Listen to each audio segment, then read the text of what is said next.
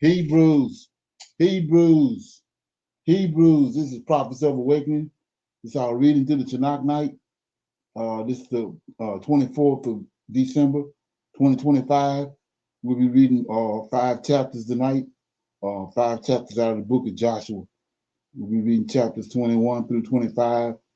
We're going to read each chapter, and then we're going to break it down, okay? You can go to our YouTube channel, The Prophets of Awakening, check out our videos. We have over 1,000 or so videos that you can look at, examine, get the meat out. These videos will lead you to the truth of the Holy Scriptures. And if you like what you're hearing and receiving, I'm asking you to like, share, and subscribe to the channel. It'd be greatly appreciated. Excuse me. We have our Cash App at the bottom of the screen. So if you want to help the channel or support it, help it move along, that too will be greatly appreciated. Okay. For those that don't know, this is a non-Messianic channel. We deal with the Tanak and the Torah. Tanak being the Old Testament, so-called Book of Remembrance, and the Torah is the first 5 books of the Old Testament that was given to Moses by our Savior and our Redeemer, the Lord of Hosts. Okay. This channel was created to aid and assist all Hebrews who are waking up to their true identity and understanding who their Savior and their Redeemer truly is. Shalom and welcome to the channel, and welcome to our reading through the Tanakh night. Okay, we're going to do our normal, which is a moment of silence, prayer, psalms. We have some current events, need to know information. Then we got a topic for discussion, and it's why are millions of African Americans are fleeing the U.S. For Africa. Okay, then our scripture reading will be out of the book of Joshua, chapters 21 through 25. We're going to read each chapter and break it down. And then, as usual, we'll pick a scripture. We'll break that scripture down. Then we'll get the feedback on it, okay? Then we'll close out. This moment of silence is for the Lord of hosts and all that he's doing to bring about our prophesied deliverance in the last days. Oh, Lord, we thank you for your great mercy and your great power and your wisdom. Excuse me. That we tarry, waiting for your powerful deliverance of your people, Israel. We come this day, oh Lord, that you are, okay, we come this day that you are we are doubtless that you will appear and that you will gather your nation among these wicked Gentiles. Okay, oh Lord, we speak, you spoke through your prophet Isaiah, and you said that you would help Abraham's seed, that you had scattered, and you have completed that promise as of this day. And you said, oh Lord, that you would remove the darkness from around us. Tarry not, O Lord, for the latter days are here, and we are waiting and watching for you. Peace be unto you. Okay. We'll read the Psalms right quick.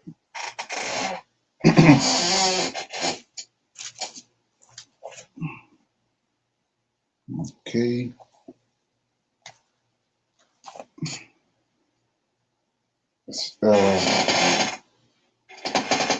I'll be Psalms 115. It's trusting God and not in idols. Not unto us, O Lord, not unto glory, for thy mercy and for thy truth's sake. Wherefore should the heathen say, where now is their God? But our God is in the heavens. He have done whatsoever he have pleased. Their idols are silver and gold, the works of man's hands. They have mouths, but they speak not, and eyes they have, but they see not. They have ears, but they hear not. Noses have they, but they smell not. They have hands, but they handle not. Feet have they, but they walk not. Neither speak they through their throat. They that make them are likened unto them. So is everyone that trusteth in them. O Israel, trust thou in the Lord. He is their help and their shield. O house of Aaron, trust in the Lord. He is their help and their shield. Yea, Ye that ye that fear the Lord, trust in the Lord. He is their help and their shield. The Lord have been mindful of us. He will bless us, and he will bless the house of Israel, and he will bless the house of Aaron. He will bless them that fear the Lord, both small and great. The Lord shall increase you more and more, you and your children. Ye are blessed of the Lord, which made heaven and earth. The heavens, even the heavens, are the Lord's, but the earth have he given to the children of men. The dead praise not the Lord, neither any that go down into silence. But we will bless the Lord from this time forth and forevermore. Praise the Lord. So that was Psalms 115, and it was trusting God and not in idols. Okay. So me reading that, it's just a reminder that we're laying where idol worshipers at. We worship, and he told us that in Deuteronomy 28, because of our transgressions against him, he cast us out over here amongst these idol worshipers. So we're not majority of us not worshiping him. We're dealing with an idol that these people have created. Okay. Anybody have comments on that? Okay. Shalom. Okay. Hello. I just have a quick question. You know how like when they have like American Idol on TV, even Yeah. though it's just like a show, is that still considered as a sin? That people is that still a form of worship? Yeah, I would say so. It's according to where you're at. You know what I'm saying? What you, how you interacting and how you perceive that. Okay. You know what I mean? I was just wondering, is it like stuff like that, is that still considered as a form of worshiping? Or even if you know how some people may say, instead of saying that this person kind of influenced them like a celebrity or something, they'll be like, oh, that's my idol. I look up to them. Is that still like a form of worshiping a person? Or is that just maybe a form of just being influenced? So if you say Yeah, that's my idol, that's pretty much that's what you're saying is or it's an idol, but when you understand what they've done to us, we're doing a lot of things ignorant of the fact of what they are, and ignorant of the fact that our laws and our statutes that was given us. So we're doing a lot of things over here that we are ignorant of the fact of what they where they uh where they supposed to be in for as where we at as the Israelite, what we supposed to be doing. Okay, like in a marriage.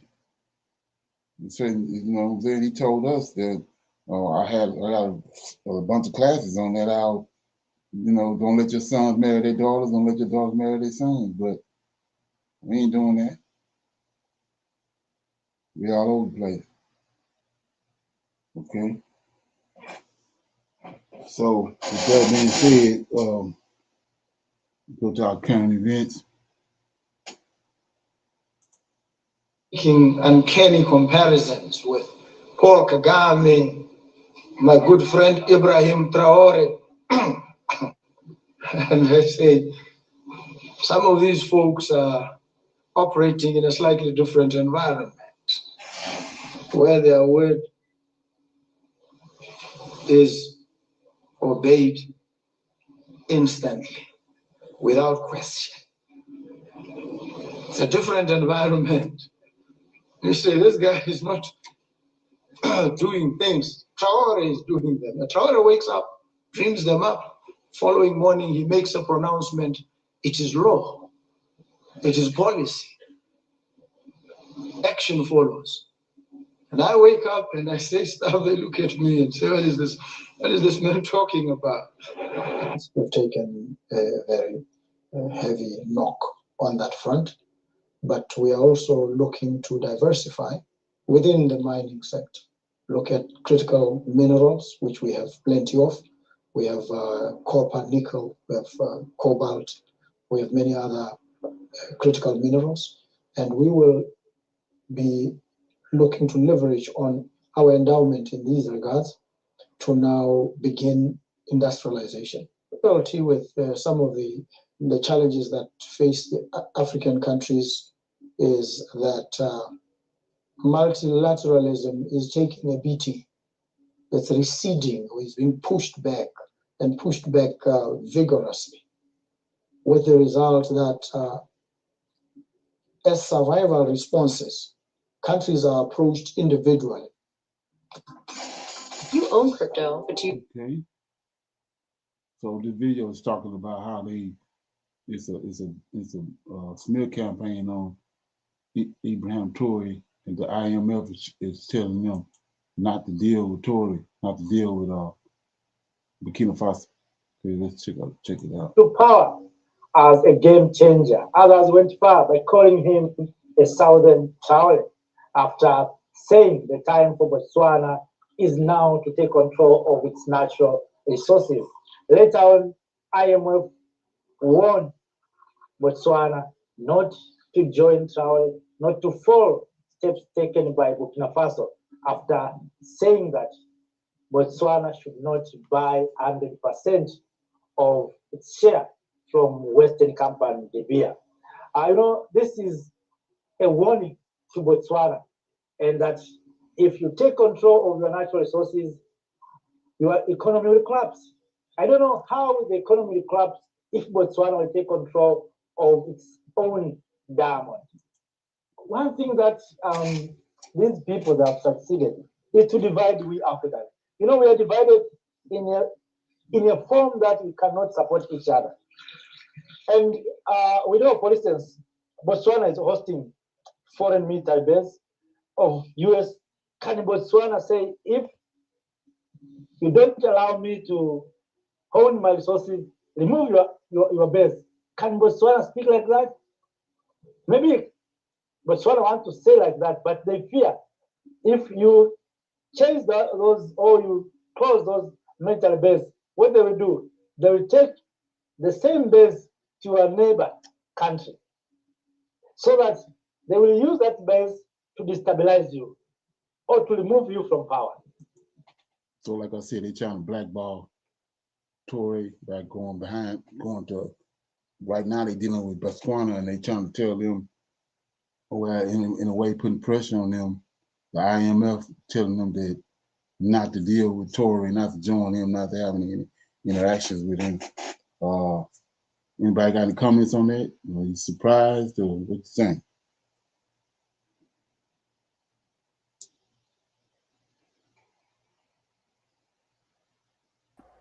Okay, yeah, well, so I'm not surprised with it, okay?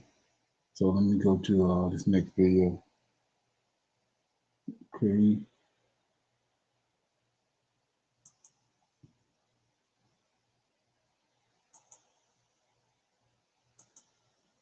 Should alarm every American watching right now.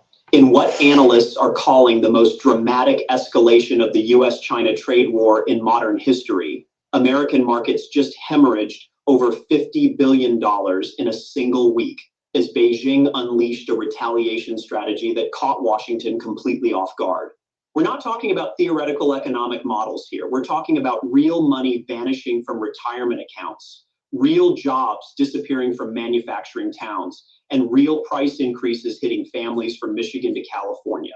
In the next 13 minutes, I'm going to break down exactly how we got here, who's paying the price, and why experts warn this could be just the beginning of a much deeper economic crisis.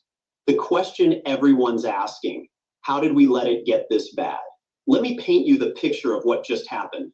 Throughout 2025, the Trump administration has been engaged in what can only be described as the most aggressive tariff campaign in over a century. By October, the average US tariff rate on Chinese goods had skyrocketed to 47.5%, covering 100% of all imports from China.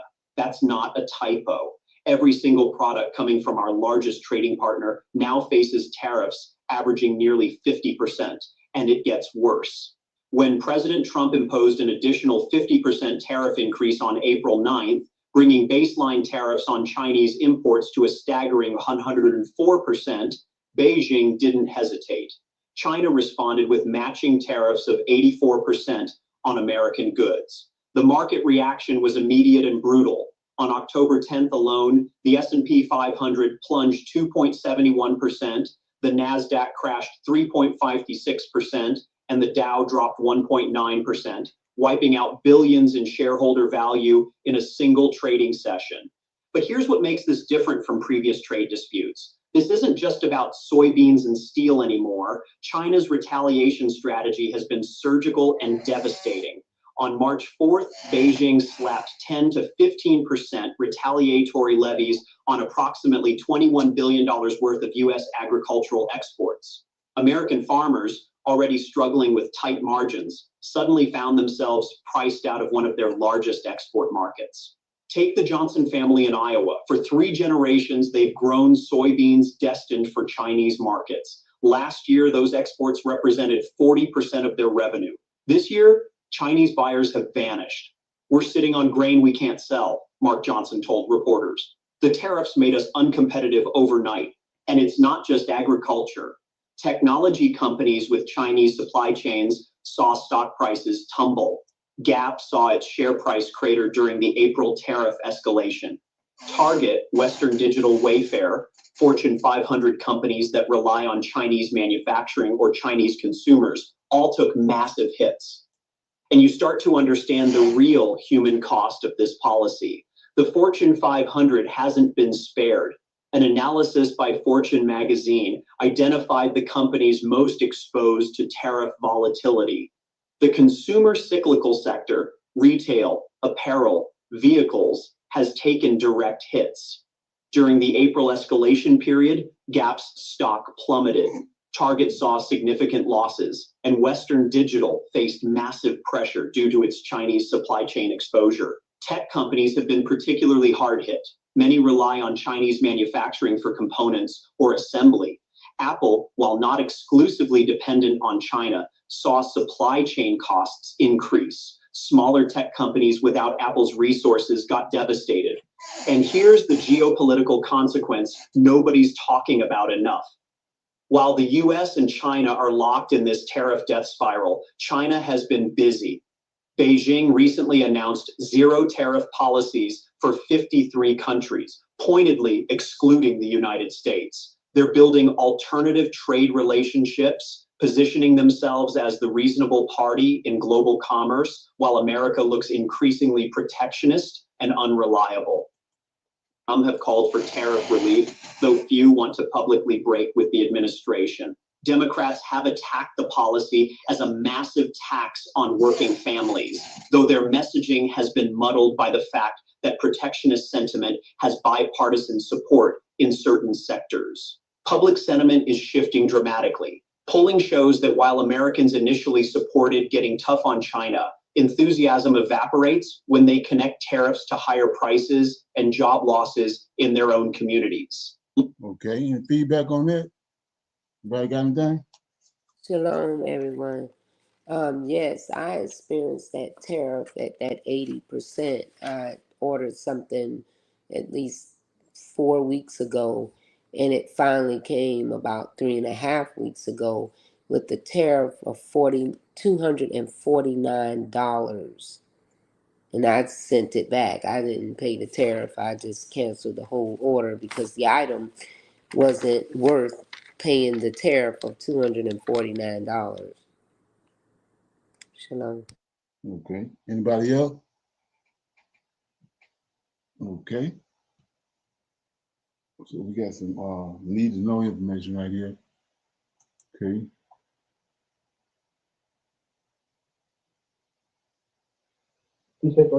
If the unilateral use of force. So, Venezuela declared world war on U.S. They got the support of Russia and China. The execution of civilians, piracy, and the looting of resources of sovereign states are tolerated, the world is headed toward global confrontation of unpredictable proportions. sino de una práctica sistemática a systematic practice of lethal use of force outside any international legal framework, and even outside the United States' own constitutional framework, where today an intense debate is taking place both in Congress and in public opinion that largely condemns these actions. En diciembre de 2025, In December of 2025, the United States proceeded with the kidnapping and theft of 2 vessels on the high seas that contained approximately 4 million barrels of Venezuelan oil and announced an absolute naval blockade against tankers transporting Venezuelan energy. These actions constitute acts of piracy, as understood under customary international law and the practice codified by the United Nations as illegal acts of violence, detention, or depredation committed on the high seas against vessels and their cargo. contra buques y su carga. Si se tolera If the unilateral use of force, the execution of civilians, piracy, and the looting of resources of sovereign states are tolerated, the world is headed toward global confrontation of unpredictable proportions. We responsibly warn that these aggressions will not only impact Venezuela. The blockade and piracy against Venezuelan energy trade will affect oil and energy supply, increase instability in international markets, hit the economies of Latin America and the Caribbean and the world, especially the most vulnerable. Energy cannot become a weapon of war or an instrument of political coercion. puede convertirse en arma de guerra ni en instrumento de coerción política. Exijamos el We demand the immediate cessation of the military deployment, the blockade, and the armed attacks, and we activate the mechanisms of the multilateral system to investigate, sanction, and prevent the repetition of these acts. Okay. Any feedback? Anybody heard anything about this? Anybody got any comments on it? Okay. Like I said, we're headed toward war. Whether you the people want to believe it or not, it's not. It ain't getting good. It's like nobody wants to turn back. So, with that being said, I'm gonna open it up for the Q&A. Anybody have any questions or comments, any dialogue about anything they heard on this channel? Sabbath, the men's line, the women's line, anybody got anything they want to conversate about, talk about?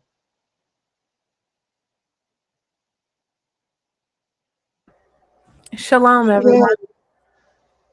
I have a question about Daniel chapter 11, verses 40 through 43. Just for clarification, who's who? Oh, I'm on Daniel 1, I'm sorry. You gonna read it? Yes, sir. Okay, Daniel 11, verse 40. He shall enter also into the glorious land, and many countries shall be overthrown. But these shall escape out of his hand, even Edom and chief of the children of Ammon. He shall stretch forth his hand also upon the countries, and the land of Egypt shall not escape. Verse 43. But he shall have power over the treasure of gold and of silver, and over all the precious things of Egypt, and the Libyans and the Ethiopians shall be at his steps. And Brother Leonard, my understanding was that chapter 11 is starting with the divisions that happened under the kingdom of Greece, how the generals got everything. And then my understanding is verse 36, where it says, and the king shall do according to his will. In chapter 11, that's where we're now talking about the fourth beast. So I was wondering, what part of the fourth beast are we talking about from 40 through 43 in chapter 11? Is that where we're at now? No, this already all this happened. If you go to before I answer that, you go to I always show people this. If you go to chapter 12, okay, let me get it. No, let me go back. You go to chapter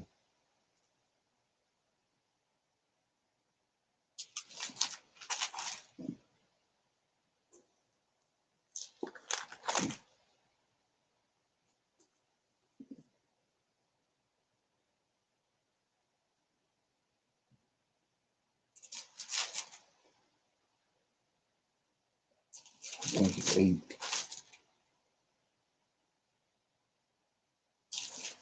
7. Let's see.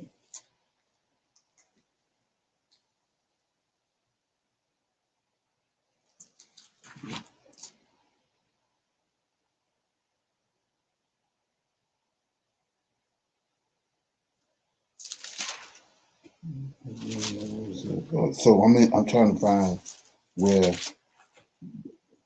Daniel and the Michael, Gabriel, and Raphael was standing on the water. Things is going on. Okay, yeah.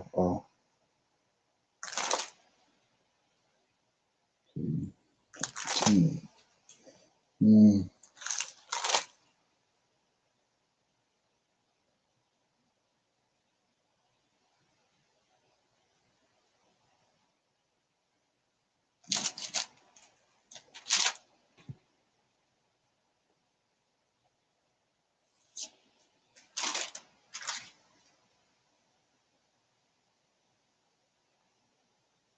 yeah. So go to Daniel chapter 12, verse 7 says, I heard, verse 7 says, I heard the man clothed in linen, which was upon the waters of the river. So this is Michael. He's standing on the water. You got Uriel on one bank and Gabriel on the other bank. If you go back and start reading the chapter 1. But anyway, it says in verse 7, I heard the man clothed in linen, which was upon the waters of the river, when he held up his right hand and his left hand unto heaven. And he swore by him that liveth forever, that it shall be for a time, and a half a time, and when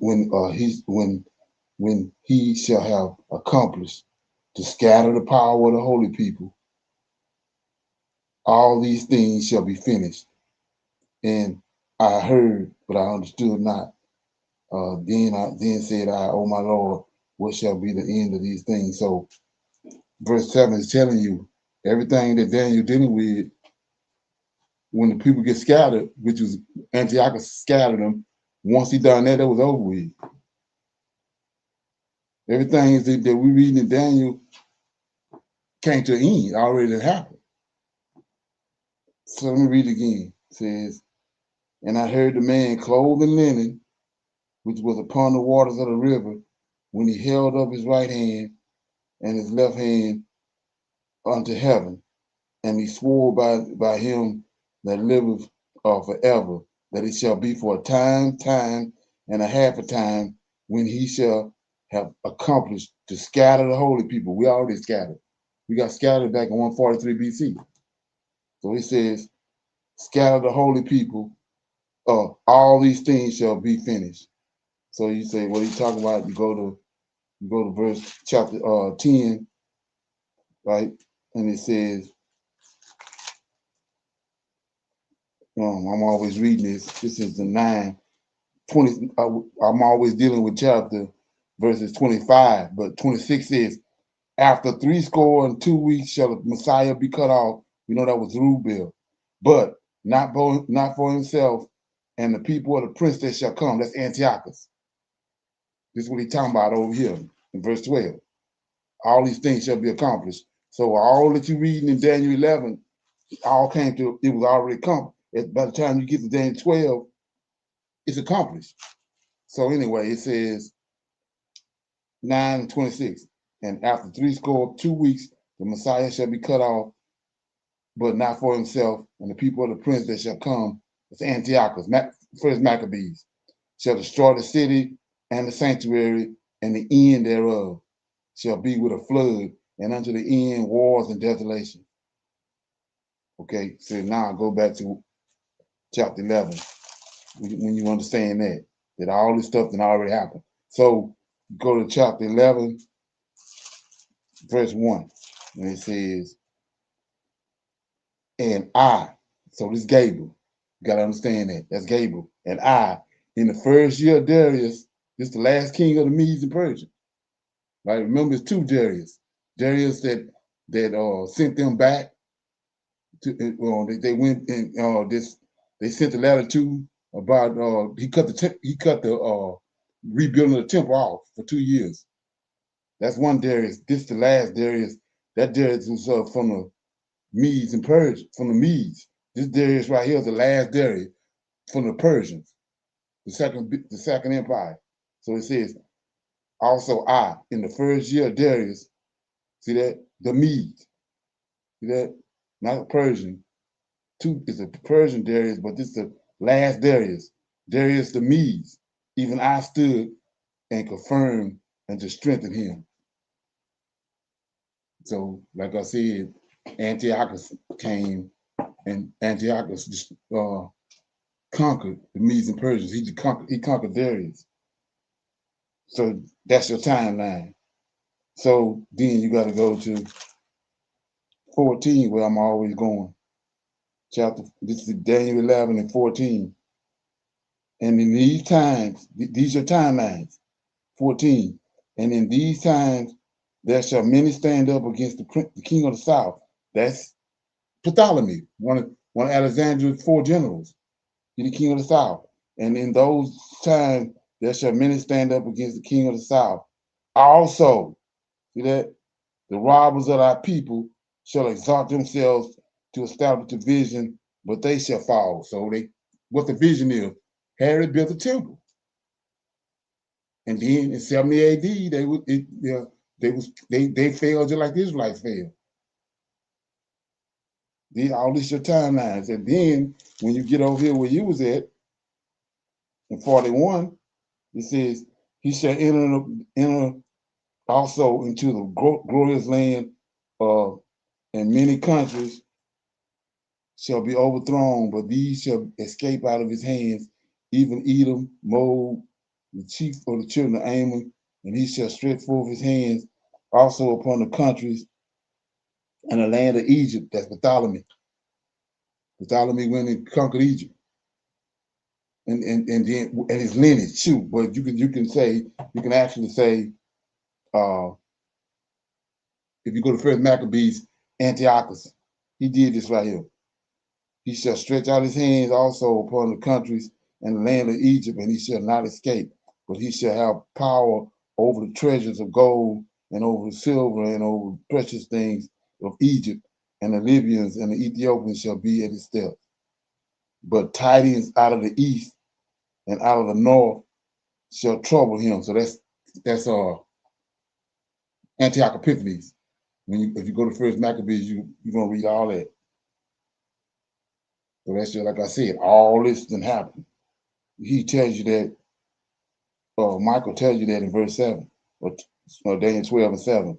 And I heard the man clothed in linen, which was upon the waters of the river, when he held up his right hand and his left hand under heaven, and he swore to him that liveth forever and ever, for a time and a half. So this time and a half been completed. They using this time and a half in the New Testament like it's still going on.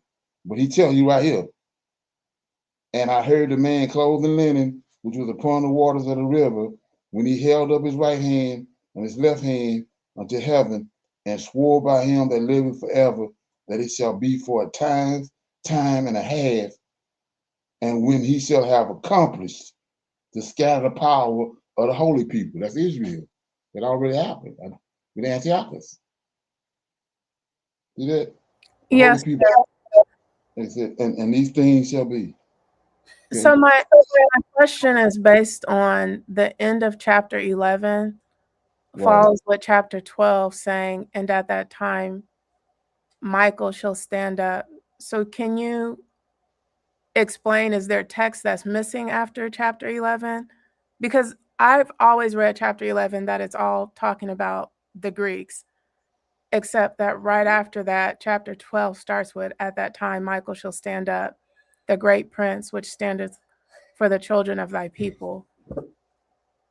Yeah, right. So my thing for me, writing and dividing it, and yeah, it's something missing. Chapter's missing out here, but I don't think it may be out of, it may be, this may was in the book of Daniel, but I think it was somewhere else, and they put it here because this ain't happened yet. The first verse said, at that time shall Michael stand up, great prince. That ain't happened yet.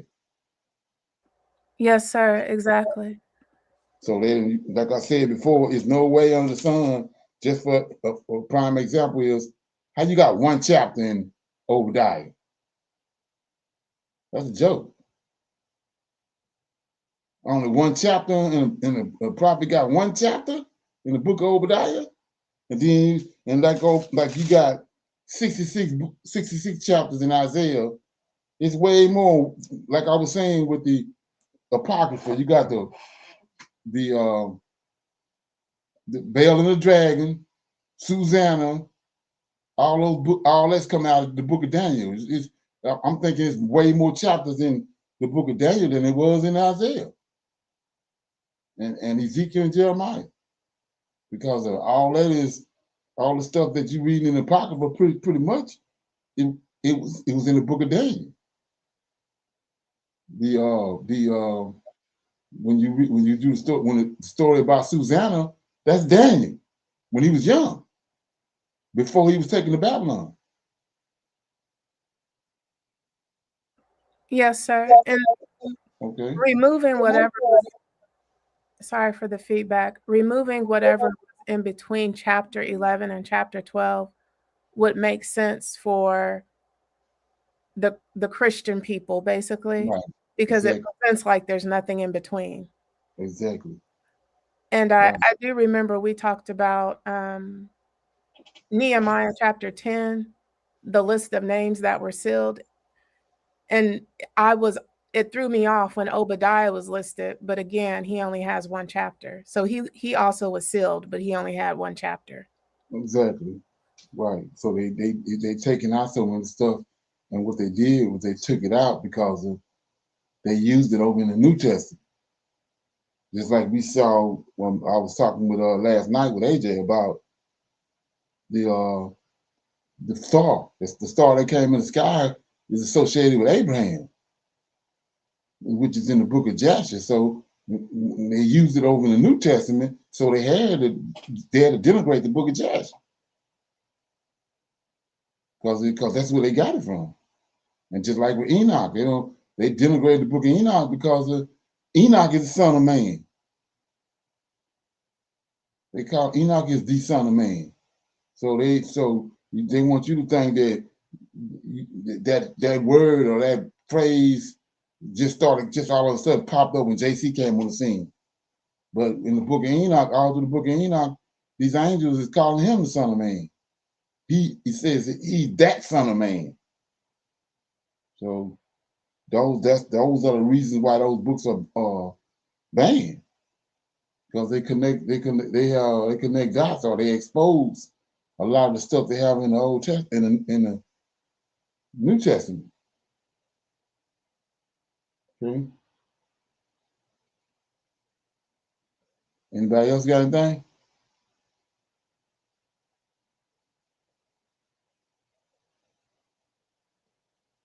Okay. Everybody good?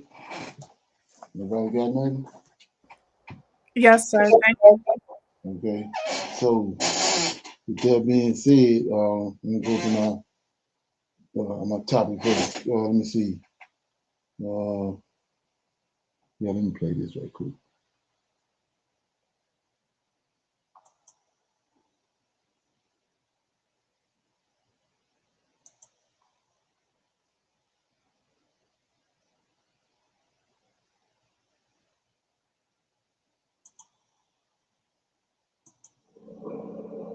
Our next story is about two Americans. One runs the White House, the other runs the Vatican, and let's just say they're not exactly exchanging Christmas cards.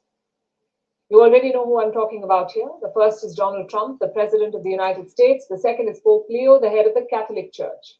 He is the first American Pope in history, and he's clashing with Donald Trump. The Pope has planned the Trump administration's policy on immigration. He has called it inhuman. He's also waded into the growing tensions with Venezuela. Sobre Venezuela. The voices coming from the United States change, and from time to time, pretty often. We have to see. On the one hand, it seems that there was a conversation on the phone between the two presidents. On the other hand, there is this danger, this possibility of an operation, including an invasion of Venezuelan territory. I don't know more. But why is Pope Leo going against President Trump? And what does it mean for the US? To understand this, let's start with the two men in question. The first, obviously, is Trump. He believes that nations are like houses. They need walls. The more, the better. Since being elected for the second term, Trump has cracked down harder on immigration. He has deported people. He has banned travel from several countries, and he has restricted access to visas. Pope Leo believes this is not the right path. And that could be because of his own life story. The Pope grew up around working-class families. He spent years as a missionary in Peru. He has met refugees, he has worked with them, and those are the experiences that he's carried to the papacy. So when he saw the deportations, he delivered his sharpest critique. He called the administration's action inhumane. I think there are a lot of problems in the system. No one has said that the United States should have open borders. I think every country has a right to determine who and how and when people enter. But when people are living good lives, and many of them for 10, 15, 20 years, to treat them in a way that is extremely disrespectful, to say the least, and there's been some violence, unfortunately. I think that the bishops have been very clear in what they said, and I think that I would just invite all people in the United States to listen to them. And now he's speaking up on Venezuela. We've been telling you about that standoff on the show. Tensions are rising between the US and Venezuela. Trump is targeting Venezuela. He's deploying US military ships in the region. He's talking about a land operation. He's blockading Venezuelan oil. Donald Trump says he's just fighting drug traffickers. Clergy are immigrants themselves. Churches have protested outside ICE detention centers. ICE is the Immigration and Customs Enforcement. This is the department that is cracking down on immigrants. Some churches have even used nativity scenes to make political statements. Clearly, this is a flashpoint, and it is also personal for Pope Leo. The Pope's own brother is openly pro-Trump. His name is Louis Prevost. He met Trump at the White House in May this year, so the Catholic community itself is divided. The leadership speaks in one language, but political Catholics speak another. Okay, any feedback on that? Anybody got anything? Okay, got a topic for discussion. Here we go.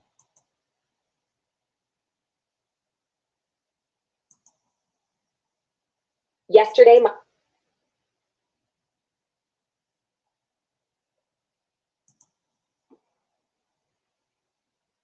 Black Americans. The U.S. policies continue to put pressure on African nations. Many African Americans are making a different choice. Ditching the American dream, they are returning to Africa to reconnect with their roots, reclaim their heritage, and rediscover their identity. So, what is driving this shift, and what could it mean for Africa's future? Decades, Africans and African Americans have shared a history, but lived worlds apart. 2 continents, 1 heritage, and a widening gap. But now, something unexpected is happening. Thousands of African Americans are leaving the United States, fleeing the so-called land of the American dream, and moving to Africa, not for a vacation, not for a short stay, but to start over. It's beautiful property. I came here for peace, peace, peace. One of the most peaceful countries I've ever been to, and I've been to over 50 countries. I have a black son in America. So much trauma in America. But I don't feel like I have to watch my back when I'm here. I feel safe here. But oceanfront homes feel like Bali. but they're going for what people pay for the year's rent in Miami. A lot of people. African Americans built this nation. You built this nation. You know, you're just starting to get real credit for that. Okay, I don't know if you know that. You're just starting to get, you built the nation. We all built it, but you were such a massive part of it. Bigger than you were given credit for. Does that make sense? Right? But through generations of blood, sweat, and tears, and you deserve a government that defends your interests, protects your families, and cares for our own citizens first. My administration is fighting with everyone in all our heart to reverse the pain inflicted by Democrat leaders and to deliver hope and opportunity and prosperity for all Americans, but for African American communities all throughout our land. The departure did not begin with headlines or sirens. It began quietly, with packed suitcases resting by apartment doors, with sold cars and canceled leases, with whispered plans shared over late-night phone calls. Across cities and towns, millions of African Americans were making the same decision almost at once, though few realized how vast the movement had become. They were leaving the United States, not as tourists or dreamers chasing novelty, but as people searching for something they felt had always been just out of reach. For generations, the promise had been repeated: work hard, follow the rules, and progress would come. Yet for many, progress felt fragile, always vulnerable to reversal. Neighborhoods rebuilt only to be displaced, businesses grown only to be denied credit, lives lived under a constant awareness that belonging was conditional. The weight of history was not just something taught in schools. It pressed into everyday life, shaping expectations and limiting imagination. Over time, exhaustion set in, not the dramatic exhaustion of crisis, but the slow fatigue of constantly having to prove worth. The turning point did not arrive as a single event. It came as a series of realizations. Economic inequality widened despite endless talk of reform. Housing costs soared while wages lagged. Healthcare remained. Precarious encounters with institutions felt increasingly transactional, impersonal, and unforgiving. Economically, the impact was swift. Diaspora capital flowed into housing, agriculture, technology, and manufacturing. Skills honed in American universities and corporations were applied to local challenges. Networks formed that connected African markets directly to global ones, bypassing old intermediaries. Governments took notice, adjusting policies to attract and retain this returning population. Back in the United States, the shift became impossible to ignore. Neighborhoods once defined by African American culture grew quieter. Churches saw declining attendance. Community organizations struggled to replace leaders who had moved on. Employers noticed the departure of experienced workers. The narrative of opportunity began to crack as people asked why so many were leaving. For those who remained, reactions were mixed. Some felt abandoned, worried that departure weakened the fight for justice at home. Others felt inspired, seeing the movement as proof that alternatives existed. The idea that African Americans had no choice but to endure began to fade. The movement also forced a reckoning with identity. For generations, African Americans had been told they were fully American, yet often treated as conditional citizens. In Africa, they were not always seen as locals, but they were rarely questioned about belonging. Identity became layered rather than conflicted. One could be shaped by American history and still rooted in African soil. Children born into this transition grew up with a different sense of possibility. He's already under pressure. Imagine making $453,000 in a single month as an or struggled to interpret the shift. Some commentators dismissed it as temporary or symbolic. Others framed it as betrayal. But those narratives failed to capture the deeper truth. The movement was not driven by anger alone, nor by romantic idealism. It was driven by calculation, reflection, and a collective reassessment of where effort yielded return. Those who remained in the United States watched carefully, some prepared to follow. Others adapted by seeking stronger ties with Africa without leaving entirely. Remote work, dual residency, and seasonal migration became common. The rigid idea that one must belong fully to a single nation state began to loosen. Governments across Africa responded with varying strategies. Some created streamlined residency pathways and land access programs. Others invested heavily in diaspora engagement offices tasked with integrating returnees into national development plans. Where policies were inclusive, growth accelerated. Where bureaucracy resisted change, opportunities shifted elsewhere. Over time, the continent became more interconnected internally as well. Returnees did not cluster permanently in a handful of cities. As infrastructure improved, many moved into secondary cities and rural areas, bringing capital and skills to regions long neglected. Agriculture modernized, supply chains shortened, and food security. Returnees felt they were participants in shaping responses, not merely recipients of outcomes. As years passed, the movement influenced how Africa was perceived globally. Investment narratives shifted from risk-focused to opportunity-driven. Media coverage diversified. The presence of a confident, globally experienced diaspora complicated. Outdated stereotypes enforced more nuanced understanding. The United States, too, began to change in response. Policymakers quietly examined why retention had failed. Institutions experimented with reforms aimed at equity, not as rhetoric, but as necessity. Some improvements materialized, but trust, once fractured, proved slow to rebuild. For many who had left, the question of return lingered. Some chose to go back, bringing skills and capital learned abroad. Others remained firmly rooted in Africa, their lives too integrated to imagine reversing course. The idea. Okay. Any feedback on that? What you think? Sound like the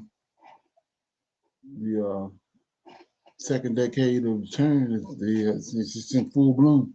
Anybody got any comments on that? Shalom, everyone. When did Trump do that speech he did when he said that, the African American built this nation and, they need to be able to feel like in so many words, a part of it. When was this during the first campaign or I That was during missed the it. election. During the election. The second election or the Right. first? Okay. The second one. Oh, okay. Right. Well, that was all false as far as what he was saying it like he meant it. Yeah, it was set up. Yes, sir. All right. Anybody else?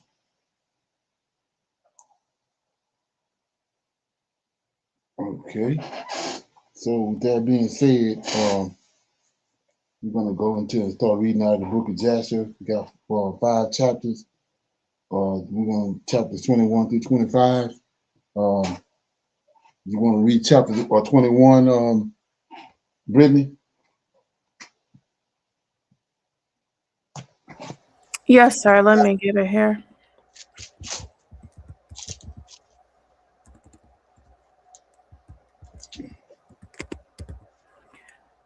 $25. Oh. 21. 21. I'm sorry. I started at the the last chapter. Joshua 21.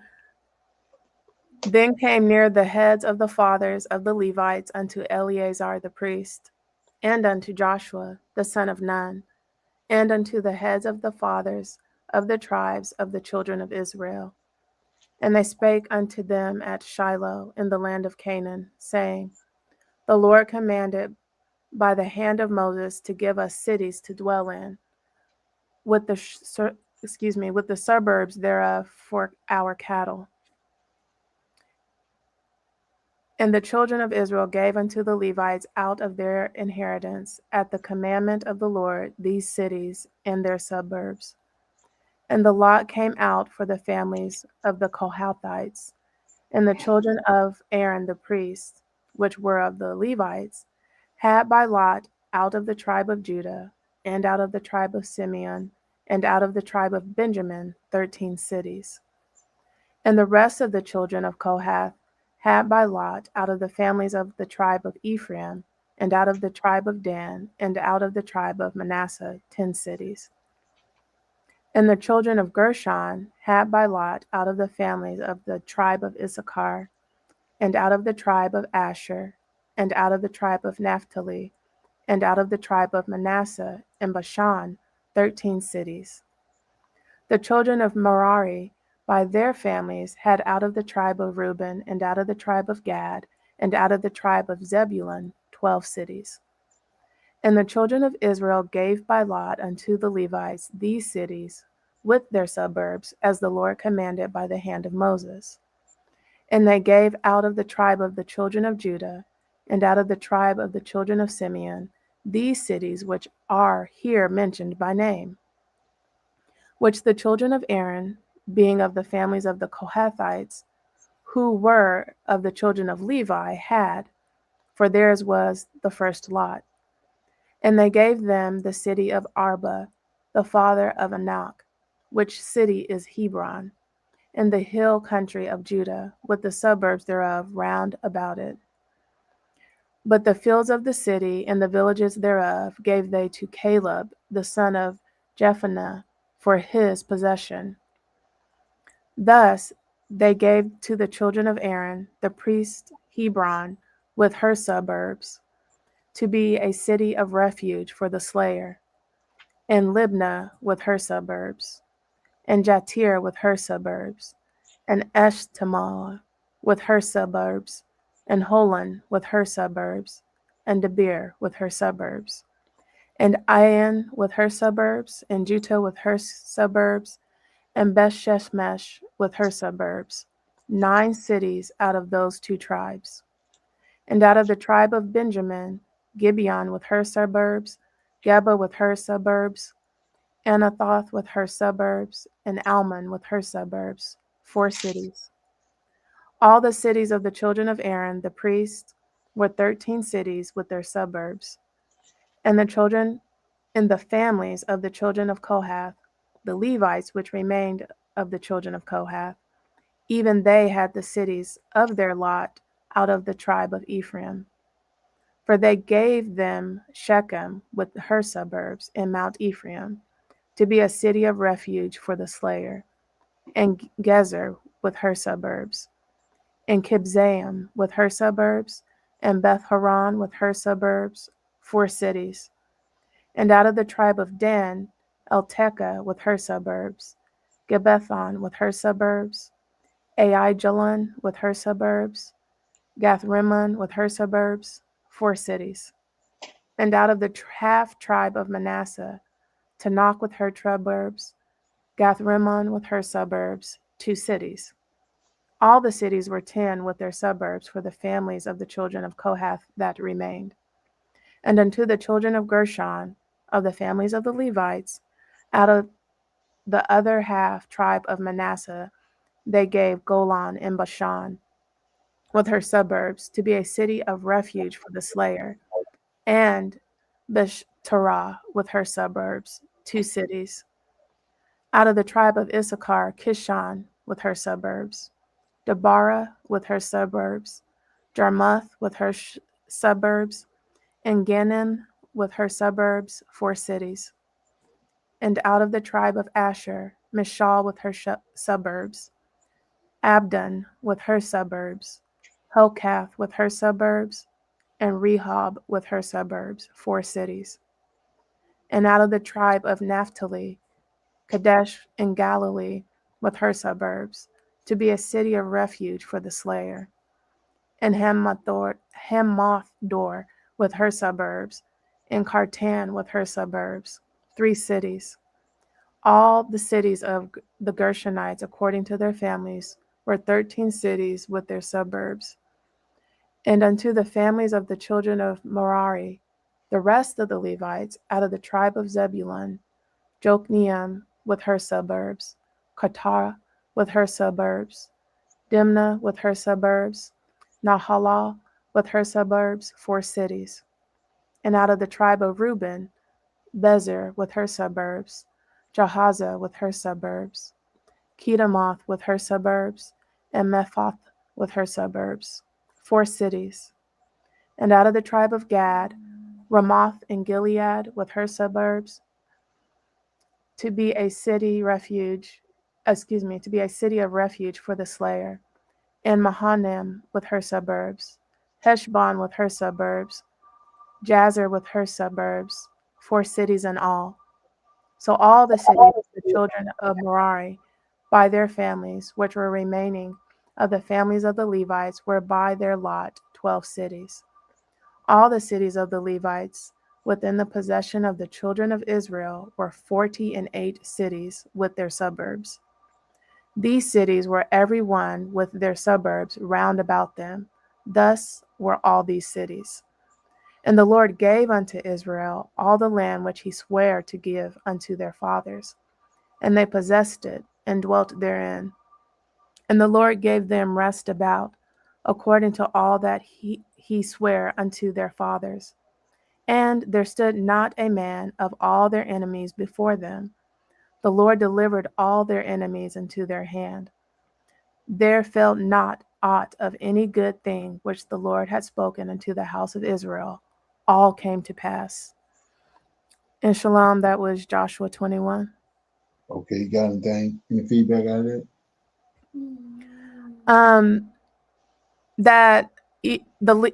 And then we've heard this before, but definitely the Levites, while they did not have land they possessed, that all the tribes did share their land with the Levites, and they had cities there. I did not know. I've never read this at all. I did not know that there were so many places for the slayer. In my mind, there was one place for all of Israelites to go if you accidentally killed somebody. I mean, but how this reads, it didn't matter where you went. There was a place to go if it was an accident. If I accidentally ran over you, type of thing. I was thinking, man, somebody's going to have to travel a long way to get to that one spot, and stay there. And Brother Leonard, I don't remember what verse it was. 32. And out of the tribe of Naphtali, Kadesh in Galilee with her suburbs, to be a city of refuge for the slayer. I've never heard of Galilee anywhere else in the Old Testament. And it could be somewhere else. That's just me. Yeah, just it's all in Judges. I'll shine a light on this for everybody.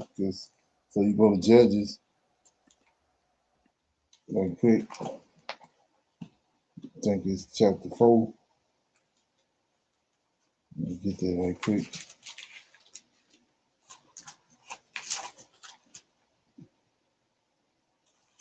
What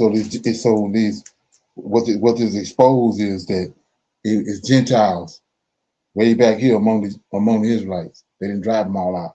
So anyway, chapter 4 says, and the children of Israel again did evil in the sight of the Lord when Edom was dead, and the Lord sold them into the hands of Jacobin, king of Canaan, that he reigned in Hazar, captain of whose host was Sisera, which dwelt at Hazareth of the Gentiles.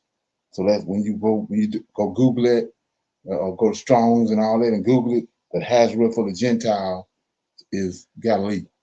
That's what the Gentiles were congregated at, in Galilee. Yes, sir. Right, you gotta Google it. And that makes sense, because what I was going to say, I've never heard of Galilee anywhere except the New Testament. Right. My thought was, when I was reading that just now, I this is a place where people go that basically did wrong. So it doesn't appear like Galilee to begin with was even a great place to be coming from. Right.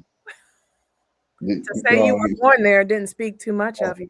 They even say that in the New Testament about there's no good thing in Galilee.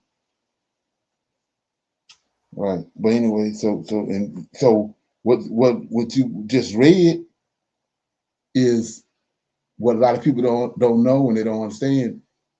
Remember, the Israelites had the Levites and the priests. The Levites have no inheritance in Israel. The Lord is their inheritance, right? Yes, sir. Correct. So what you reading right here, what you just read, is telling you all these cities of refuge is Levite cities. So it's a contingent of, it's a land that's allotted in each tribe just for the Levites. It's like amongst Israel. It's like what they call that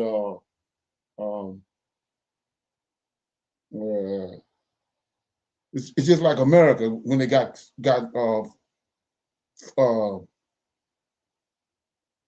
got army bases all over the world, right? Yes. So Israel, the Levites, it's got Levites in every tribe because they're the head. And when you see this, when you understand this right here, this who the suffering servant is. When you go to Numbers 18, he tell you the Levites they in cahoots with him to judge it, to keep the Israelites in line. So it's Israelites, it's a contingent of Israelites, like our embassy, just like America got embassies. The Levites got a plot of land in each tribe where they at. These suburbs is Israelites, was Levites, I mean. And so when somebody get in trouble when it comes to sin and they flee, they can flee to one of these Israelites, these Levite cities that's in every tribe. When you understand that, you can see who the suffering servant is. Yes, sir. Right. And So that's right. I'm sorry. My last thing I was going to say while you was talking, with all of these spread out, like you're saying, it makes sense. Again, Brother Leonard, I thought there was like just a couple of spots in all the land of Israel where the Levites lived. I read that they were spread out, but this is a lot of cities. And I say that to say it makes so much sense now when we read later on and just throughout the Tanakh and Torah, while the Levites were given an assignment, and the ones who go against that, again, just like coming in with Ezra and finding out that there's Levites with wives that are strange, not even from Israel. And why it's such a problem, because you're supposed to be the leader, the embassy. Right. So like I was saying, when you understand this, and the construct of how all this was set up, then it's so you can see how crazy what they did in the New Testament. But another thing, the oil that I always talk about, that is used in the horn to pour on the king when he is anointed. They use that oil to pour on there. Well, that same oil is poured on all the things inside the temple, right? Yes, so sir. those are the holy things that he's talking about, my holy things. So when Nebuchadnezzar came, they were taken to Babylon. When you understand that, he said they took wrecked the temple, got all the stuff out of the temple. Well, the Levites, he had to take the Levites with the stuff. The Levites is holy too. That's part of his holy things. So all Levites went to Babylon because they had to go. Nebuchadnezzar, every time he came, he took vessels, he took stuff out of the temple, but the Levites had to go with it. They connected at the hip. So then when you come back to when Cyrus made the proclamation, what did he say? The Levites and the priests and the Levites who the Spirit of God raised, they brought all the stuff out, gave it to them. It's all connected together. That's how you know who the suffering servant is. Yeah. And so many people read over that, then they don't expound on that. Most people don't even know it, so they don't expound on it for you to get the understanding on it. Because when you get the understanding on that, it killed JC, it killed the New Testament. Right. So yeah. Shalom. Yeah. Yes, sir. Okay. So when you said he brought the Levites with them, wasn't the fact that they could only be the ones who touched certain things that were in the temple? They were able. Right. They didn't. Nebuchadnezzar didn't care about that. They got the Lord was controlling the whole thing.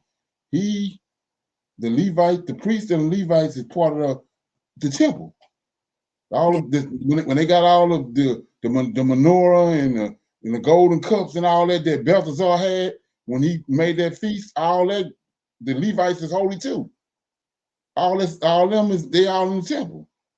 They all belong to the Lord of hosts. So when he took all the vessels to Babylon, them Levites had to go with it. Yes, sir. So I remember one of them. It was one saying that when they were moving one, I don't know what it was, but they could not. One of the guys where it looked like he couldn't hold it up, and a stranger went to help. He said, "Get back, because if you touch it, you will die." Exactly. Yeah, So, that's what David, Ebed Edom, and Uzi put his hand on the ark and they killed him. Right. And shalom, Brother Leonard. Shalom, everyone. Brother Leonard, what you and Brittany was talking about, we talked about that before out of the book of Chronicles, right? Chronicles, right? Right. When it spoke about the cities that were given to the Levites. Right. Galilee was mentioned in the book of Chronicles also, and I just wanted to let Brittany know about that just in case she wanted to read. It's in First Chronicle, where it speaks about the cities given to the Levites. Right. And like I said, people read over that, but it's with everything that was just read. It's 48 cities in all that was given to the Levites. Those are the cities of refuge. Because Yes, sir. Israelites the ones that doing it. They're the ones that pass judgment. Right. In Israel, that's the suffering servant. So when they not leading the people right, and Israel go into decline, the sin is on them.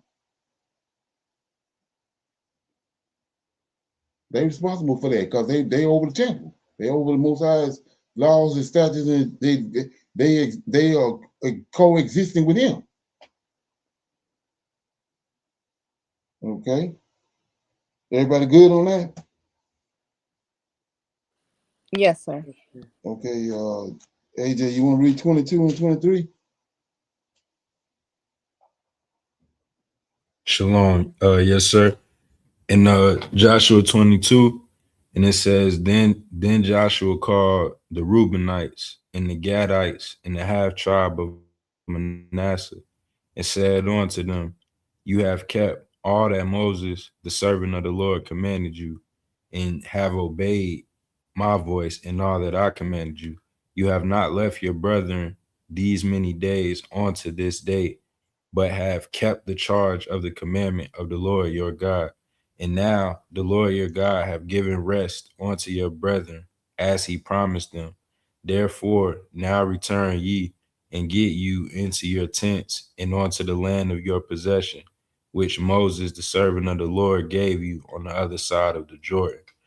Excuse me. But take diligent heed to do the commandment and the law which Moses, the servant of the Lord, charged you, to love the Lord your God and to walk in all his ways and to keep his commandments and to cleave unto him and to serve him with all your heart and with all your soul. So Joshua blessed them and sent them away, and they went onto their tents. Now to the one half of the tribe of Manasseh, Moses had given possession in Bashan, but unto the other half thereof gave Joshua among their brethren on this side Jordan westward.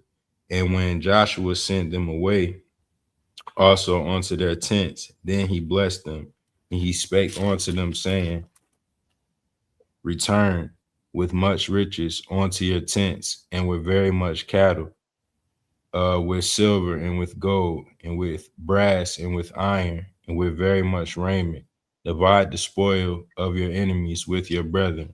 And the children of Reuben and the children of Gad and the half tribe of Manasseh returned and departed from the children of Israel out of Shiloh, which is in the land of Canaan, to go unto the country of Gilead, to the land of their possession, whereof they were possessed according to the word of the Lord by the hand of Moses. And when they came unto the borders of Jordan that are in the land of Canaan, the children of Reuben and the children of Gad and the half tribe of Manasseh built there an altar by Jordan, a great altar to see to. And the children of Israel heard, say, behold, the children of Reuben and the children of Gad and the half tribe of Manasseh have built an altar over against the land of Canaan in the borders of Jordan at the passage of the children of Israel. And when the children of Israel heard of it, the whole congregation of the children of Israel gathered themselves together at Shiloh to go up to war against them. And the children of Israel sent unto the children of Reuben and to the children of Gad and to the half tribe of Manasseh into the land of Gilead, Phinehas the son of Eleazar the priest, and with him 10 princes of each house, a prince throughout all the tribes of Israel, and each one was a head of the house of their fathers among the thousands of Israel. And they came unto the children of Reuben, and to the children of Gad, and to the half tribe of Manasseh, unto the land of Gilead. And they spake with them, saying, Thus saith the whole congregation of the Lord, what trespass is this? Is this that you have committed against the God of Israel, to turn away this day from following the Lord, in that ye have builded you an altar, that ye might rebel this day against the Lord?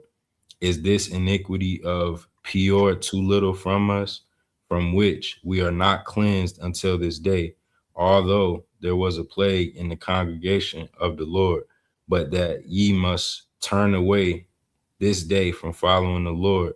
And it will be, seeing you rebel today against the Lord, that tomorrow he will be wroth with the whole congregation of Israel. Notwithstanding, if the land of your possession be unclean, then pass ye over onto the land of the possession of the Lord, wherein the Lord's tabernacle dwelleth, and take possession among us. But rebel not against the Lord, nor rebel against us, in building you an altar beside the altar of the Lord our God.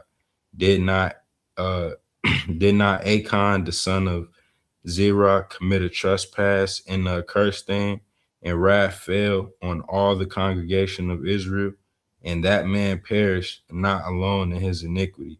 And the children of Reuben, the children of Gad, and the half tribe of Manasseh answered and said unto the heads of the thousands of Israel, the Lord God of gods, the Lord God of gods, he knoweth, in Israel he shall know, if it be in rebellion or if it be in transgression against the Lord. Save us not this day, that we have built us an altar to turn from following the Lord, or if to offer thereon burnt offering or meat offering, or if to offer peace offerings thereon. Let the Lord himself require it. And if, excuse me, and if we have not rather done it for fear of this thing, saying in time to come your children might speak unto our children, saying, what have you to do with the Lord God of Israel? For the Lord hath made Jordan a border between us and you children of Reuben and children of Gad, you have no part in the Lord. So shall your children make our children cease from fearing the Lord. Therefore we said, let us now prepare to build us an altar, not for burnt offering, nor for sacrifice, but that it may be a witness between us and you and our generations after us, that we may do the service of the Lord before him with our burnt offerings and with our sacrifices and with our peace offerings, that your children may not say to our children in time to come, you have no part in the Lord. Therefore said we that it shall be. When they said, so say to us, hold on, I'm sorry, verse 28. Therefore said we that it shall be, when they said, when they should so say to us or to our generations in time to come, that we may say again, behold, the pattern of the altar of the Lord, which our fathers made, is not for burnt offerings, nor for sacrifices, but it is a witness between us and you. God forbid that we should rebel against the Lord and turn this day from following the Lord to build an altar for burnt offerings, for meat offerings, or for sacrifices beside the altar of the Lord that is before this tabernacle. And when Phinehas the priest and the princes of the congregation and the heads of the thousands of Israel, which were with him, heard the words that the children of Reuben and the children of Gad and the children of Manasseh spake, it pleased them. And Phinehas, the son of Eleazar, the priest, the priest said unto the children of Reuben and to the children of Gad and the children of Manasseh, this day we perceive that the Lord is among us, because you have not committed this trespass against the Lord. Now you have delivered the children of Israel out of the hand of the Lord. And Phinehas, the son of Eleazar, the priest, and the princes returned from the children of Reuben and from the children of Gad out of the land of Gilead onto the land of Canaan to the children of Israel, and brought them word again. And the thing pleased the children of Israel. And the children of Israel blessed God and did not intend to go up against them in battle to destroy the land wherein the children of Reuben and Gad dwelt. And the children of Reuben and the children of Gad called the altar Ed, for it shall be a witness between us that the Lord is God. And Shalom, now is Joshua chapter 22. Okay, what's your take on that? So, Brother Leonard, they were having a conflict of them just making a memorial. Yeah, they was on the assumption that they had made another alternative place to make sacrifices, but they said that that's not what they was doing. They had Right. made a memorial, right? Okay. So they pleased them, right? Okay. Okay, you want to read 23? 20. Okay, right, yes, sir. And it says, and it came to pass a long time after the Lord had given rest unto Israel from all their enemies round about, that Joshua waxed old and stricken in age.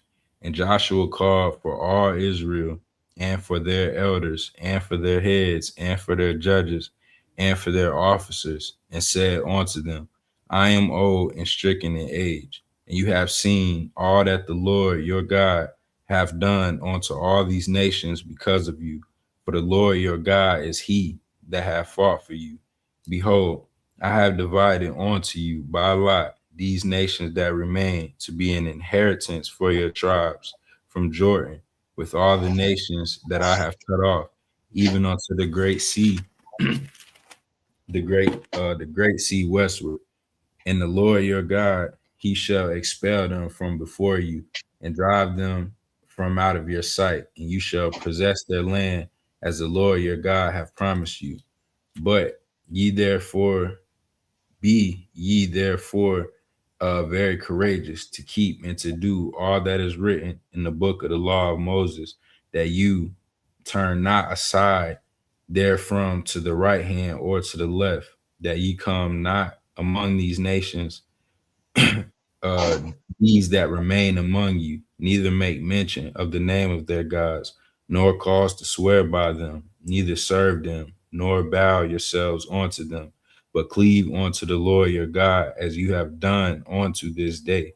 For the Lord have driven out from before you great nations and strong. But as for you, no man has been able to stand before you unto this day. One man of you shall chase 1,000, for the Lord your God, he it is that fighteth for you, as he promised you. Take good heed therefore unto yourselves, that ye love the Lord your God.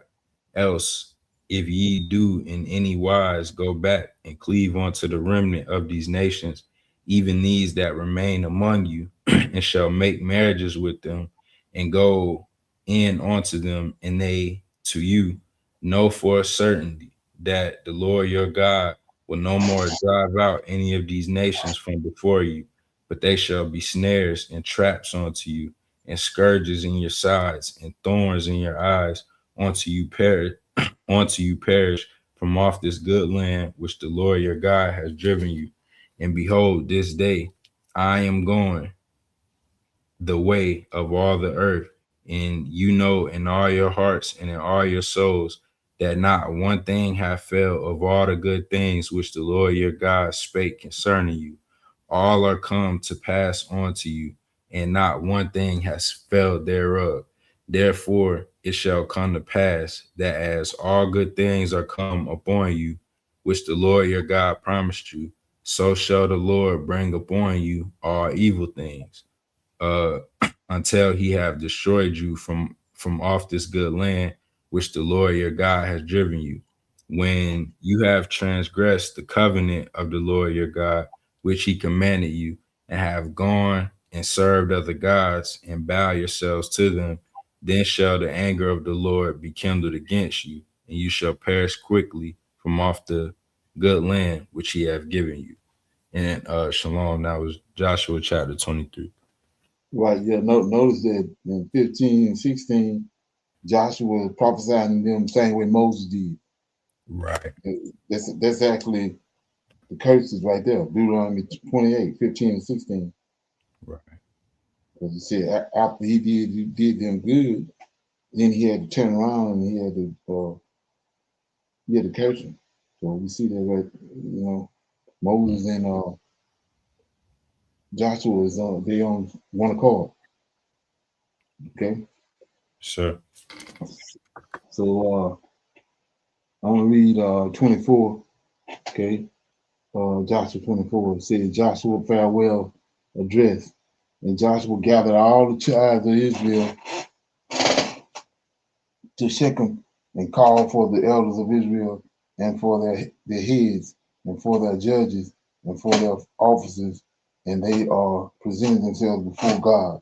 And Joshua said unto all the people, thus says the Lord God of Israel, your fathers dwelt on the other side of the flood in old times, even Terah, the father of Abraham and the father of Nahor, and they served other gods.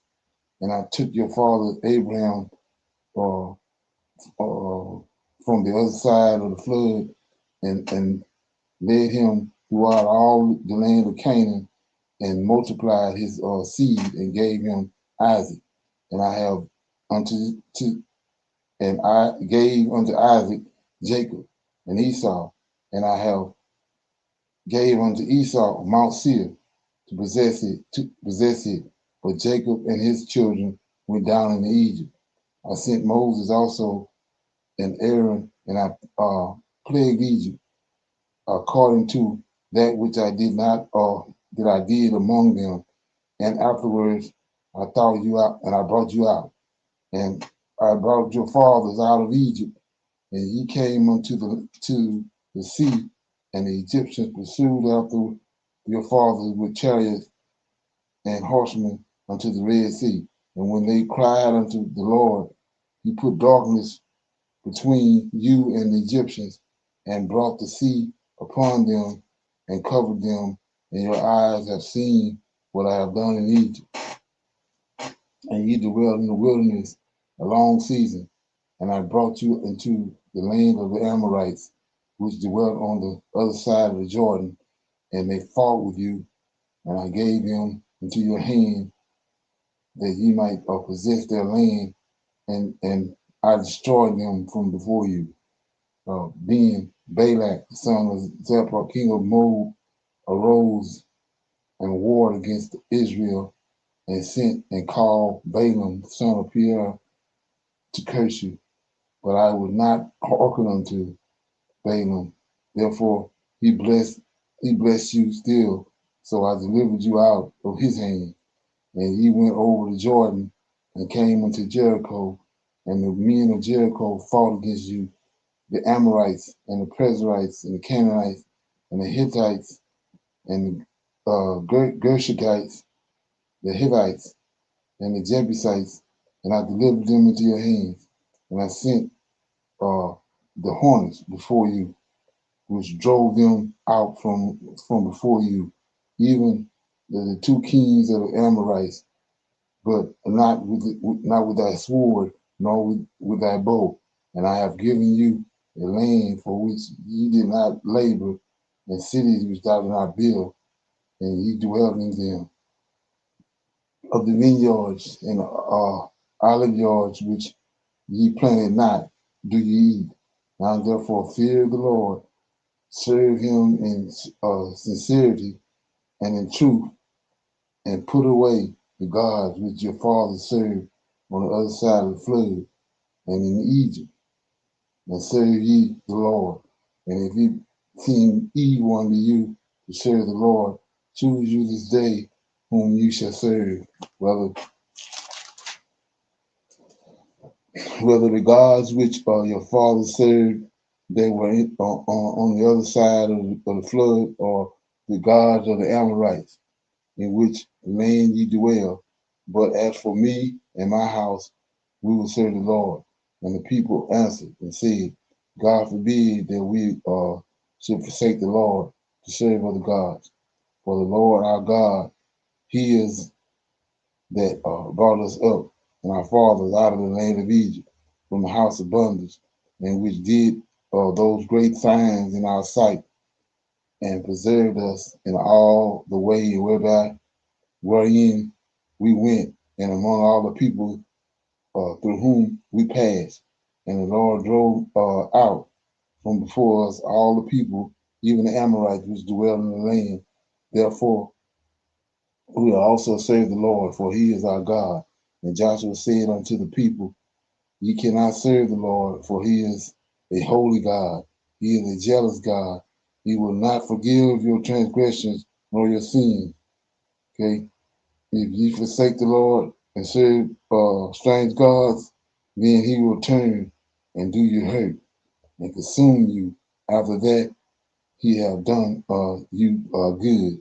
And the people said unto Joshua, nay, but we will serve the Lord. And Joshua said unto the people, ye are witnesses against yourselves that ye have chosen your Lord to serve him. And they said, we are witnesses. Now, therefore, put away, said he, the strange gods which are among you, and incline your heart unto the Lord our God of Israel. And the people said unto Joshua, the Lord our God will we serve, and his voice will we obey. So Joshua made a covenant with the people that day, and he set them a statute and an ordinance in Shechem. Okay, and Joshua wrote these words in the book of the law of God, and took a great stone and set it up there under the oak that was by the sanctuary of the Lord.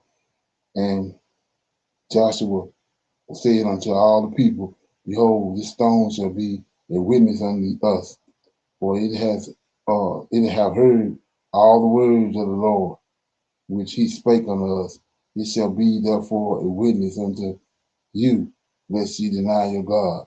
So Joshua let the people depart, every man unto his inheritance. And it came to pass after these things that Joshua the son of Nun, the servant of the Lord, died, being 110 years old. And they buried him in the borders of his inheritance in Timnath-Serah, which is in Mount Ephraim, on the north side of the hill of Gosh. And Israel served the Lord all the days of Joshua, and all the days of the elders that overlived Joshua, and which had known all the works of the Lord that he had done in Israel.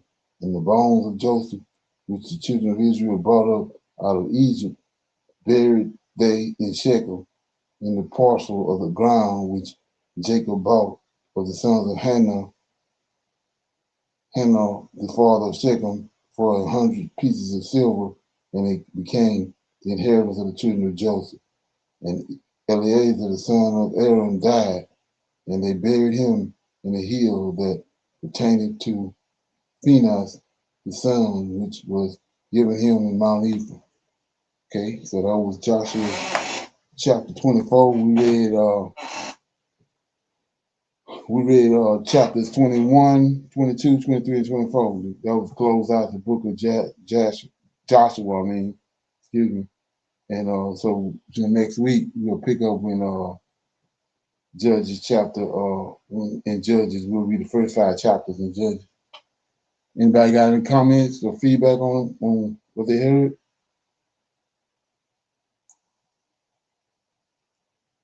Okay, everybody good? So with that being said, okay, we gotta my bad, I'm tripping. We gotta pick a scripture and we'll read that scripture and then we'll close the class out. Somebody got a scripture? Shalom, Brother Leonard. Oh, go ahead, Brother AJ. Shalom. But Leonard, y'all talking about Galilee Okay. Earlier, and I was just gonna read this one. Those what Solomon had gave Hiram those cities, what he had said about Galilee. And this was 1 Kings 9 and 11 and through 13. Right. And it said, yes, sir. And it says, now Hiram, the king of Tyre, had furnished Solomon with cedar trees and fir trees and with gold according to all his desire. That then King Solomon gave Hiram 20 cities in the land of Galilee. And Hiram came out from Tyre to see the cities which Solomon had given him, and they pleased him not. And he said, what are these cities you have given me, my brother? And he called them the land of Cabal unto this day. Okay. But so we say, I think that's in Joshua. Hiram rejected them cities. Right, yes, sir. That's what he's saying right here too. I couldn't find it in I thought it was in that book of Gab too, but I couldn't find it. But that's what he's saying too right here, Brother Leonard. And when you said that, and when you went to Judges and you talked about this land ain't good though. So and this where they was at. So that also makes sense. Right. Exactly. And then like I said, they taking the understanding of that over there in the New Testament, saying that there's no good thing in Galilee because of that information comes out of the Old Testament. Right. Yes, sir. Mm-hmm. Exactly. That's why Hiram ain't wanted. He didn't want it. He didn't want the cities that Solomon gave him. Is that something? Right. Change the understanding of it. Right, exactly. Shalom. So sorry for the feedback, my poor computer. So from what Brother AJ just read, my question is, were Levites given land within other tribes? Was all of their land no good? Was it the least of the land within the tribes, basically? No, it was the best land. It was the best land. So they gave, and because he said, they named the cities. The cities that they was naming when he was reading is the city, them Levite cities. They had just like they got suburbs now. And what you was reading is saying the suburbs, them Levites. In each city, they had a certain amount of cities scattered among Israel. But it was good, just like in Egypt, Goshen. When the Israelites received Goshen, that was the best land in Egypt. But they received it when Joseph was in charge.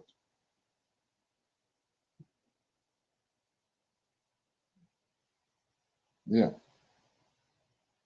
the land is good. Example of that is, I'll read it out here right quick. If I'm thinking I can go right to it. It's in Ezekiel. And you see how a lot of people read over this. I had a conversation about 4 years or so ago about this, and it said, let me see what it said. I think it's chapter 40 of Ezekiel.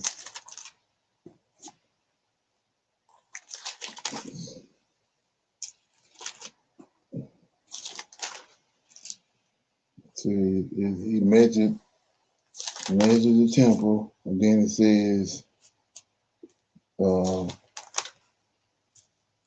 44. It says this the same thing you was reading over there in Joshua. So I'm in 44. This the temple that Ezekiel and them looking at in 40 is Zerubbabel temple. He getting a vision of it. Okay, then we know they came back and built it. But chapter 44 says the gate of the prince, right? And it says, then he brought me back by the way of the gate to the outward sanctuary, was looking toward the east, and it was shut. Then said the Lord unto me, this gate shall be shut, it shall not be open, and no man shall enter in by it, because the Lord, the God of Israel, have entered in by it. Therefore, it shall be shut. It is for the prince. See that? The prince, he shall sit in it to eat bread before the Lord. So this prince is out of Aaron's lineage, the high priest. Okay, so he says,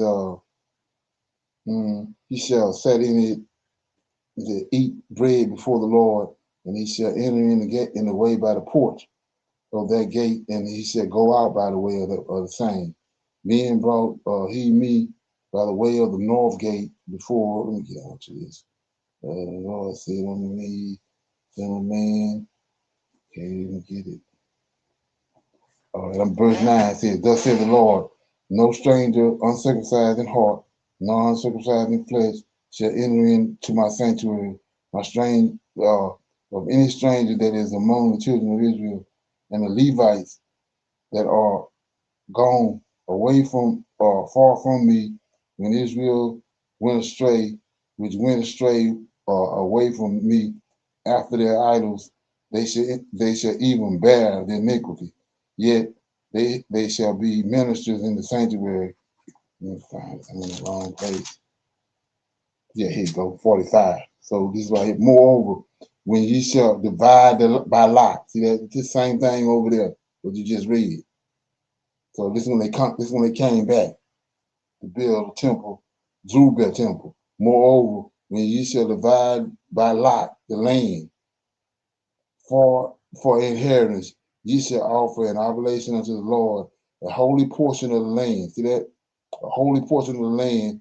The length shall be the length of 5 cubits, 20,000 reeds, and a breadth shall be 1,000. Thus shall be the holy in all the borders thereof round about. Of this there shall be for the sanctuary 500 in length with 500 in breadth. This for the temple, square round about, and 50 cubits round about this, around about for the suburbs thereof. That's for the Levites. And this measure shall thou measure the length 5 and 20,000, and the breadth 10,000, and it shall be for the sanctuary and the most holy place. And the holy portion of the land shall be for the priests. See that?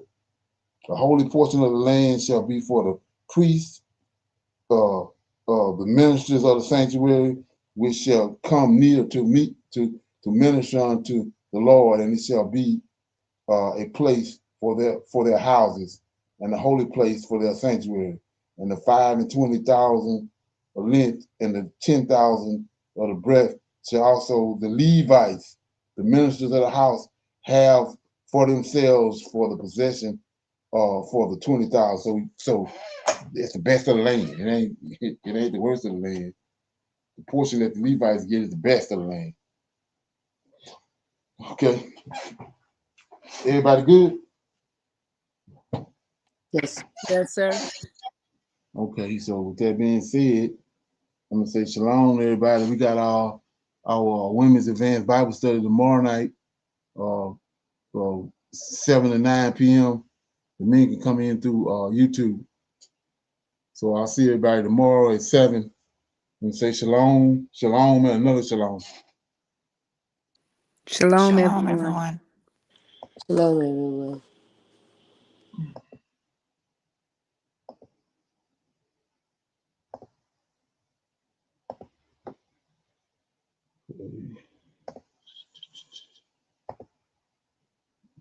I highly recommend that you get this book and you read it because it's a must that you understand who God head is in the order that's in the Old Testament in Tanak, because it's not the same as in the New Testament.